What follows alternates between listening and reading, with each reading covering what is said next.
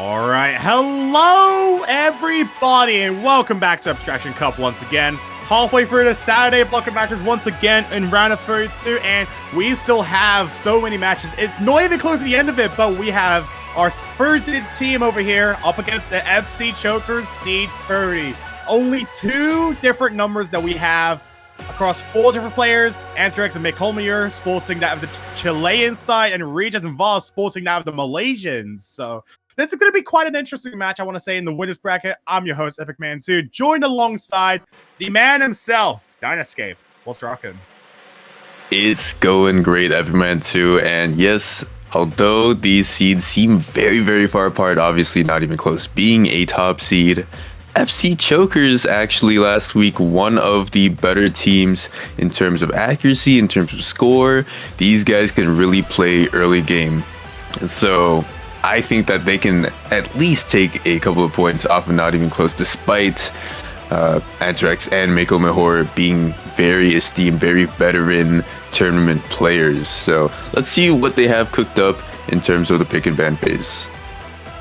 Absolutely, as it looks like Not Even Close is going to be winning by a pretty marginalized 93 roll, while Regis sporting now the FC Chokers here is going to be rolling 22. So quite a big discrepancy that we have between both of these rolls, as Not Even Close is going to have the option between protecting or banning first, as based off my, yeah, pretty much like in the rolls, as I mentioned.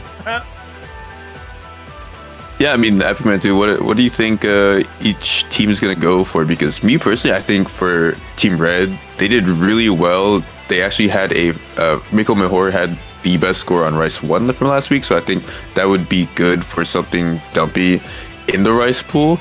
But interestingly enough, Antrax is actually banning out Rice 5, one of the ones I would have suggested. Yeah, I mean, to be fair, it is pretty much predictable that I'm assuming Not Even Close would want to try and at least take out some open slots that are in the Rice category, just knowing the fact that they're really strong as a Rice team already. I mean, you have the likes of Mikolmir and Antrax, who are literally two peas in a pod at this point. They're a very well balanced team and are able to check many boxes that even many teams out there are just struggle to. Whereas the FC Chokers are pretty much like that, just with just a little not as, you know, it's just that, like, when it comes to the scorings of both these teams, there's a really big discrepancy in terms of accuracy and, you know, physicality. Whereas, you know, I assume for FC Chokers, they're going to be a little stronger on that LN department, as Antrax is going to try and sport out a Rice to protect instead. It's so funny because Antrax was like, ban Rice 5, and in my mind I was like, wait, that's not how order goes. And you know, our referee / streamer Midred was like, no, you gotta choose whether it's ban or protect first. And Antrax was like, oh, okay, Rice 2. But then Midred's like, no, like ban or protect first. So no, we are getting it cleared up. We are getting the protect first from Team Red. It is going to be Rice 2, and you know, I think we know what they're going to ban, seeing as how they already let it slip off the tongue. But for FC Chokers, let's see what they want. Gonna Gamba protect LN3. Very interesting. What do you think of that? Yeah, I think it makes sense. It's just, FC Chokers banning it. Actually, no way. They protected that one free, isn't it? Yeah. That's expected. For the Rice 6 ban that they're taking out here, I think that's also just as expected as well. Consider for the fact that Rice 6 is the wildcard pick of this round. So when it comes to the Rice category, there's this little thing called Rice wildcards, which are basically the mixed Rice picks, but they're slightly harder. So this one is going to be probably the most ban-baitable pick that we have across the board, and I'm assuming everyone and their moms knows what Not Even Close is going to even ban. We got it. Rice 5. But yeah, no, I totally agree where you kind of want to take out the map that has the most physicality, because I don't think FC Chokers scale as well as Team Red when it comes to accuracy. So trying to take out any like physically uncomfortable picks, any picks that you think you won't get as good back on, is probably the best bet for Team Blue. So Rice 6 being out makes sense.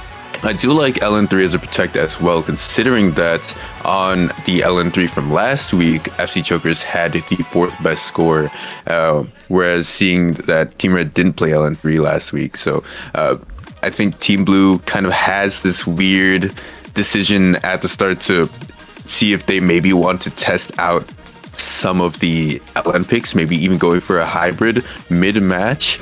But with this match being first to 5, there's not a lot of time to figure out what you want to do as the team that's accuracy-wise on the back foot, so not even close. Picking out super rotation for the first pick. We'll see how they do on this. Absolutely. I think definitely one of the biggest challenges of the early game here is that while you pretty much have like 13 maps to choose from across the board, it's just that you don't really have much time to be able to pick a lot of them because it's a first and 9 situation. You only have like 9 maps to be played in the map pool before you go into in this round specifically into probably one of the worst maps you could get in such a situation, which is Carnival Meme. Like, that's one of the maps you would just never expect in a tournament at all. To spite everyone, for lack of a better descriptor. Yeah, pretty much. But I've got to say, I mean, the starting lineup, Michael Mahor versus VASD, I like how it's going to go, because with at least the LN sides, I think you're probably going to see readjust for those. So I kind of like that VSD's staying in for the Rise picks, and then Michael Mahor, obviously. Like you said, him and Anthrax kind of like two peas in pod. Either one could take really either space. And so I think they have more malleability when it comes to maps in terms of the whole swap rule and all of that. But maps starting off, they're very close accuracy-wise. Yeah, you say that as we're literally having 0 difference on the board. We are not seeing any Dr. Mario pills as the bar in the middle, just slightly downward of your screen here, just keeps disappearing. We just see flickers here and there. To either side, no one has an objective advantage. It's really just 0.01% of a difference as Make Holmier slightly drops. So we see a bit of a small bias in the side of Boss here, but even that is the most minimal it can get. Sub 500 points in score.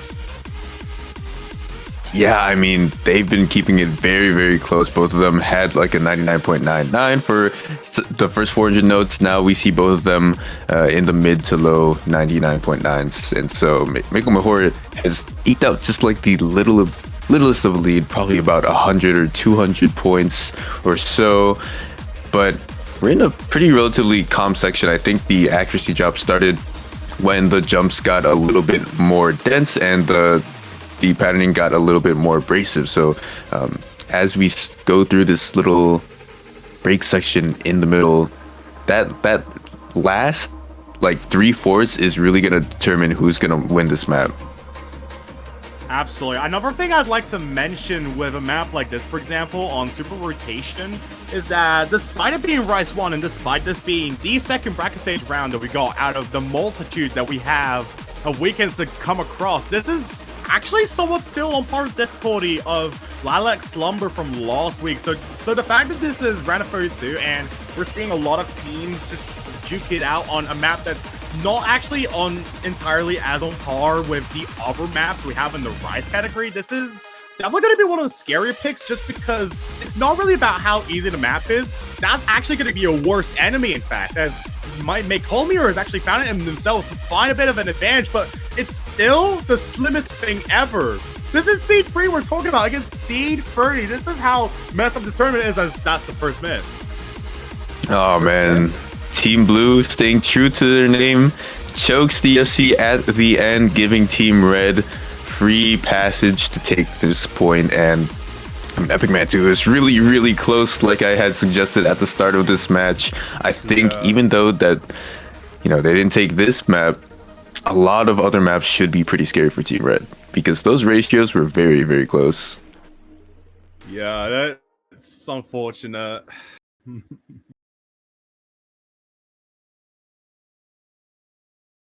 So Team Red going up 1-0. FC Chokers up next to pick. To remind everyone, they did protect LN3. that could be a choice. But I don't know if you want to go for your protect to start off the match. Always want to kind of ease in, try to find these places where you get a map that gives good info for some of the other maps. So Absolutely. VASD and Readjust have some thinking to do, because I don't think that the answer right now is clear for them. Exactly. I think in general for the case of FC Chokers, there's a lot of picks you can really take a gander at on the board, so it's really hard to be able to discern what is the most viable choice, especially with two rice bands. It's basically equated with the rest of the categories that we have on board, but it's going to be Rice Free that we're actually seeing. So we've seen an accuracy battle on the first one, and they're taking it up to 100 with this next one. Going to be Hyperventilation Rice Free. That's the 4-minute long map. Yeah, I mean, like you said, another accuracy battle. This one, a little bit different in form, though. I mean, this one has a lot of very light core jack, and then you have the dump that is reminiscent of things in Rice 1, kind of intertwined within those core jack sections. And so this one should be pretty interesting to see. I mean, I do think that this one is a little bit harder, especially considering it is 4 minutes. You kind of have like that mental stamina taxing you as well. So we'll see how both of these players do. It is going to be Antrix and PSD, so pretty interesting to see. I think FC Chokers, especially considering the swap is coming up in the map after the next one, are going to probably be forced to pick LN3. Absolutely. I think in general, one of the notions within this match alone is that there's a lot you can really bring both these teams out onto, because both Not Even Close and FC Chokers are very well-rounded teams by default. So it's going to be really hard to even take out the worst of either side, because even when it came to the first map, FC Chokers had to stay true to their name and choke on the final course. And especially going in here, this is like even tighter, arguably. It's like literally carrying that large pole across a tightrope that goes between Antarctica and Mount Everest. You just cannot like miss a single note on this.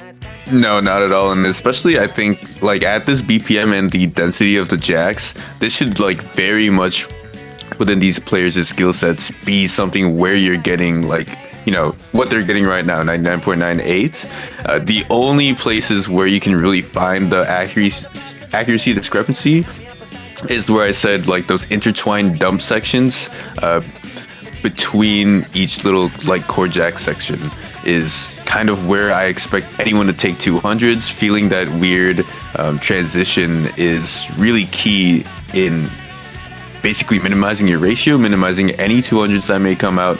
And it seems like so far, third away map in, both of them are doing pretty well combating any bad judgments.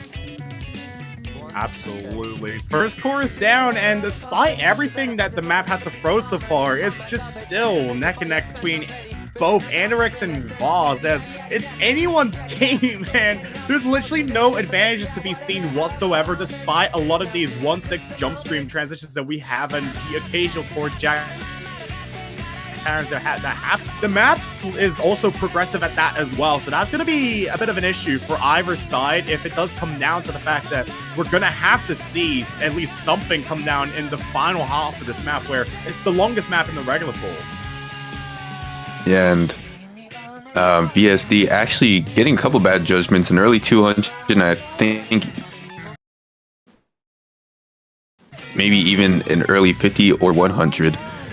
That's going to be pretty interesting to see, because that gives enough leeway to Antrix to be able to get, you know, a couple 200s of his own, but not enough so that he can miss. So Antrix still going to need to FC this map in order to take it, but, you know, has a little bit of a breathing room. Exactly, especially with this little section here. This is the bridge that we have in the entire song. It goes on for quite a while before we go into the next chorus, which is where you really need to use that as your lock-in moment. So, you know, your brain forms around everything, all the microbionicles in your head just has to start forming around this section where it introduces the speed jump scare that we have in this random BPM increase that the song has, while 1,000 points remain in the favor of Anorix for now, and it doesn't look to be flickering for quite a while unless we see something come out from Anorix. But even then, accuracies are literally just at an all-time high here. It's hard to discern if it's even possible scientifically.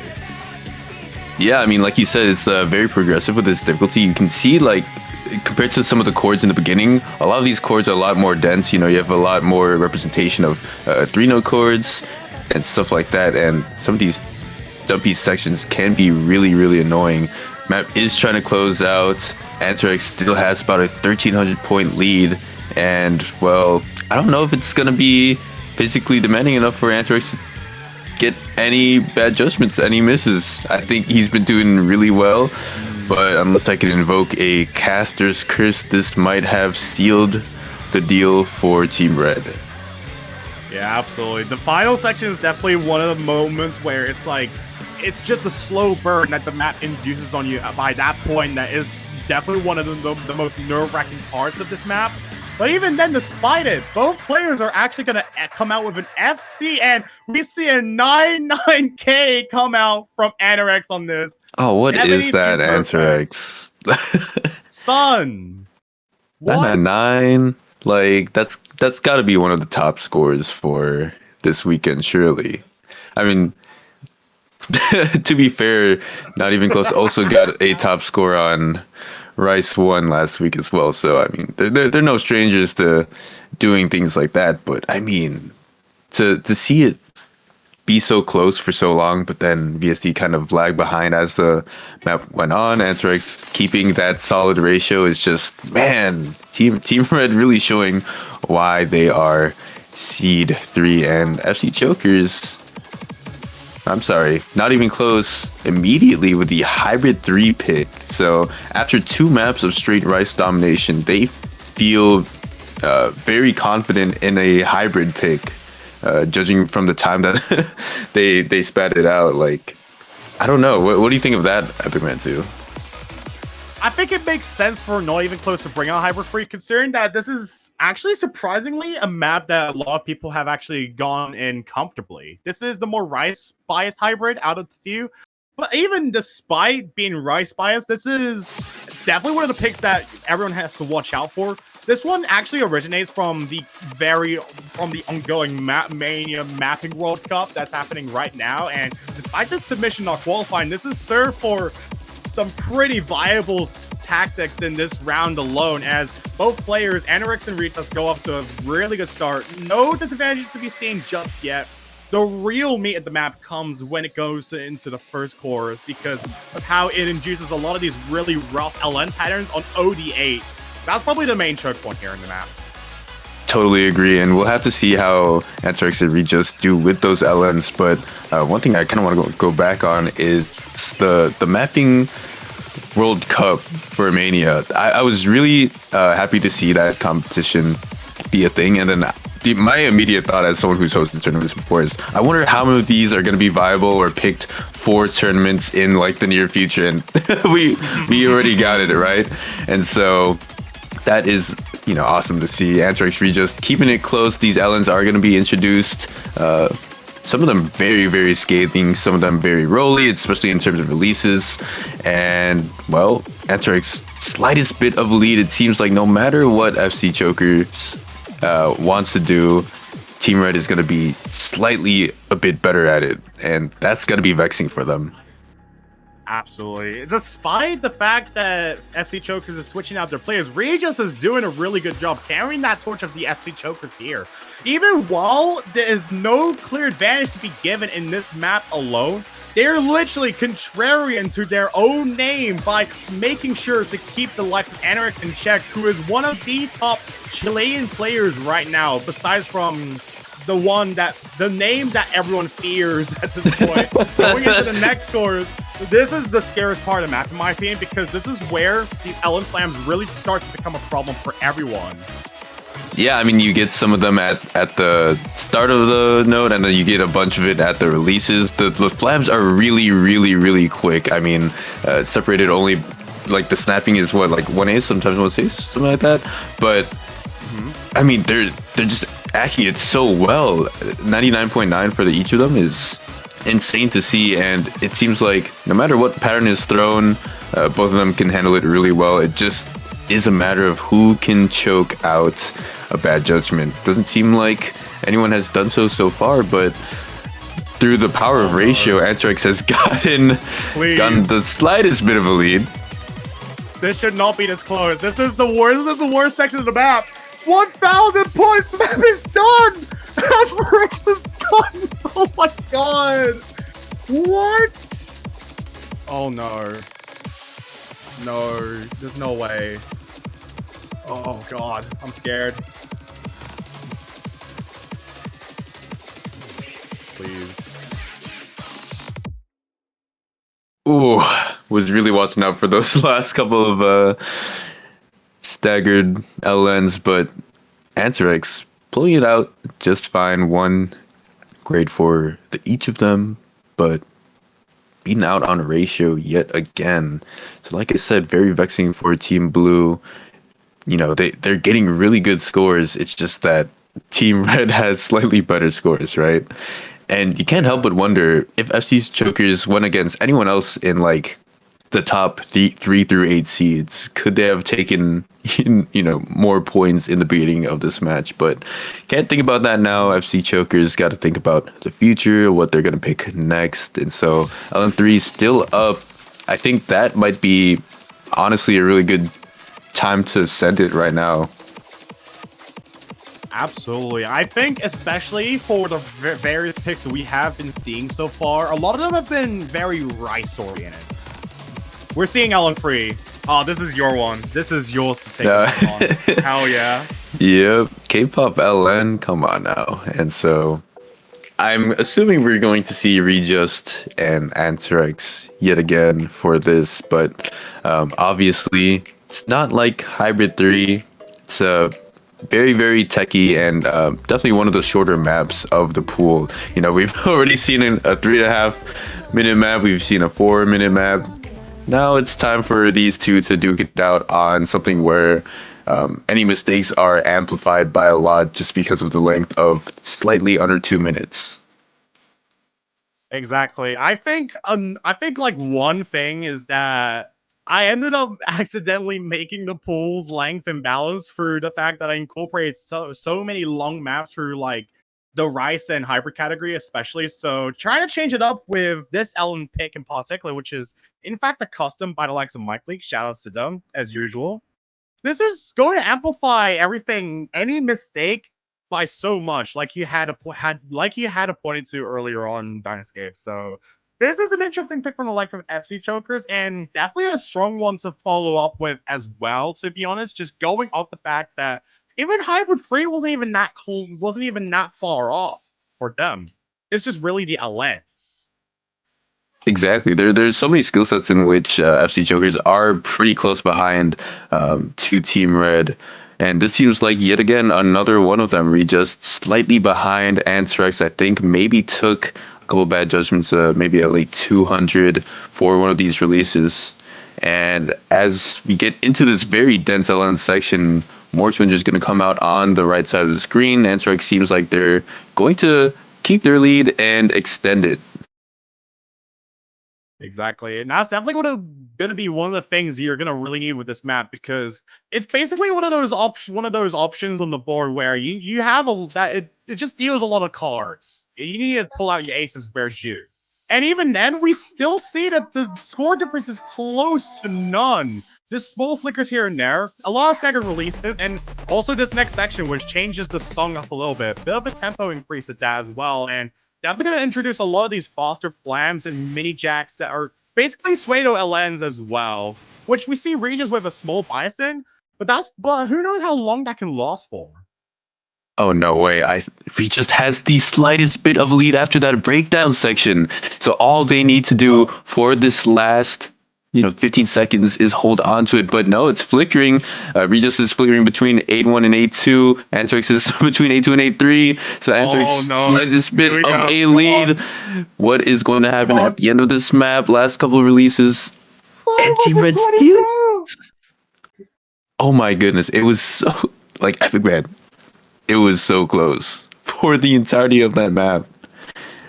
And at one point, we even saw Regis have the lead. But unfortunately, at least for Team Blue, Anterix is going to clutch it out in those final couple of sections. And Team Red's going to go up 4-0.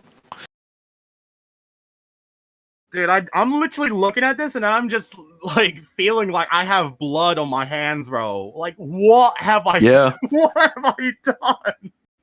Oh my god, the freaking Survivors Guild is going to absolutely enjoy me for the next few days, but that said, we're going into Rise 2 afterwards. Not even close. Feeling, just trying to ride on the adrenaline right now, winning everything despite how close a lot of results were. Makolier is back in action, and so is Boss as well. I think that Team Red have been pretty confident with their picks. They've been very, very fast at knowing, like, I feel like they've come up with a game plan before the match started. They knew what they were going to pick in sequential order, essentially no matter what happened. And so this pick seems pretty good for them, I think. I mean, if you've seen, you know, how the other Rice maps have went, Mikkel Mahor has been doing really good, and the only miss in this match has been attributed to VSD. So if that happens again, that might be the end of their winner's bracket run. Yeah, indeed, and that's something you do not want to lose right here, even if it's going to seem like an insanely high mountain to climb to even pull off the upset against our first-seeded team over here. This is a map that actually trips up a lot of players just because there's more jump scares in it. For example, this one. Oh, look at that beautiful anchor. This is my lost winged unicorn, bro. And somehow both players do not even flinch at that. What? Nah. Can we talk about how VSD's on a crazy run right now, 99.99, whereas Mikkel Mahor actually finds themselves behind on a map like this? Not what I had expected to see in the first 800 notes. Exactly. Just the fact that this is 215 BPM, dense handstream and jump stream that we're seeing right here. A lot of really dense patterns are articulated all over the place on a 3.5 minute song. Even while this is not even the longest Rise map we have for obvious reasons, this has still been insane competition for a lot of teams alike, and it only just amplifies further going throughout the map as we have these trills paying us another visit in this pre-course section. Oh man, and both players are doing really well with each of them.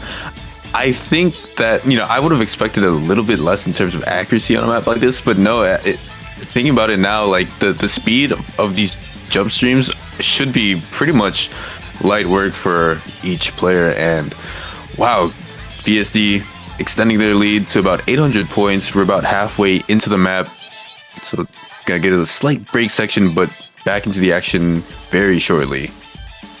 Absolutely, just about 5 seconds to be able to breathe, and then you're right back into the swing of things. The main danger of this map is that you have a lot of sections where it's like really light, so you don't even have much to even win off of, but so far so good. It's been probably one of the scariest accuracy competitions I've seen in this tournament so far. 99.6% against 99.98%. This is like, how do I put it in words? It's like seeing the highest possible accuracies you get on a map like this in the early game, and somehow even anything above 99.95% is not even enough. Like, what? I mean, when you have to think about it, like when you see the stat sheets come up for this weekend, you are most definitely going to see these two players, you know, in the upper half, if not the top quartile of like these scores. And so Mikkel Mahor has brought it back just a little bit. I think VSD has a slightly better 99.96, but it doesn't mean much. The numbers are the same. The margins are razor thin. We're in the last section. Let's see who can really push through and get this win. Exactly. This is the hardest moment of this match alone. We see these flickers here and there. A small glimpse of hope is back into Boss' favor. but we still see the lead changing every minute, every second of the scenario has. That final jump drill is out. Oh no. No. Oh, 130! 130 point. No way. Look at BSD's perfects.